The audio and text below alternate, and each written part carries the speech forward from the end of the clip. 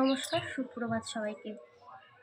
পৌষ সংক্রান্তির দুদিন পরেই আমার তো শরীর খারাপ হয়েছিল, আপনারা শুনেছেন। হাসপাতালে আমি ছিলাম। হাসপাতাল থেকে আমি বাড়ি আসিনি।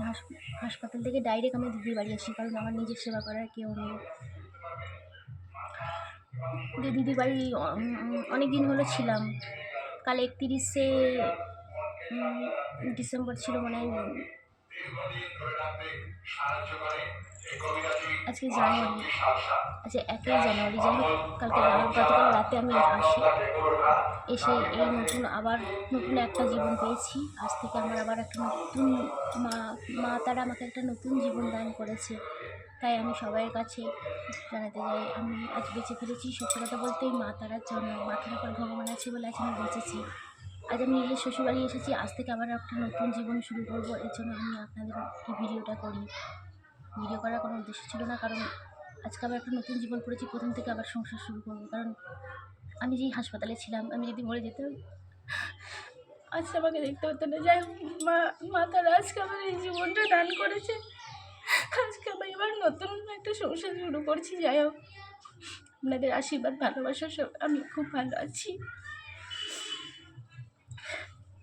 যাই হোক, আপনারা দেখতে পেতেন না, আমার যদি মাথার উপর ভগবান না থাকতো আমি আজ বাঁচতাম না। আজ আপনারা দেখতে পাচ্ছেন বলে আমি ভিডিওটা করছি। আচ্ছা, আবার একটা নতুন জীবন ফিরন পেয়েছি। যে শ্বশুরবাড়ি এসে নতুন জীবন, আজ থেকে আবার প্রথম সংসার শুরু করব। যাই হোক, এত ছোলা আমি ভালো আছি।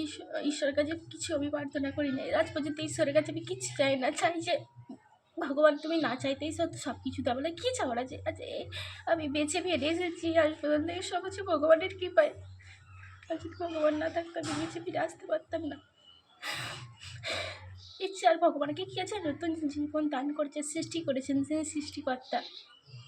এর জন্য আমার ভগবানকে আমার কিছু চাওয়ার নেই। এই জীবনটা দান দিয়েছে, এটাই অনেক বড়। ভগবানের কাছে প্রার্থনা করি সবাই যেন ভালো মঙ্গল কামনা করি। আর কি চাই, পরের জন কালে আমি নিজে ভালো থাকতে পারি না। যাই হোক, ওই জন্য ঈশ্বরের কাছে প্রার্থনা করি, ভগবান তুমিও সবাইয়ের মঙ্গল করো, এই পৃথিবীটাকে তুমি রক্ষা করো মাগো। তোমার সবাই সন্তান, তুমি সবাইকে ভালো রাখো মাগো। চৈত্র, আমি ভালো আছি, তোমরাও ভালো থেকো সবাই।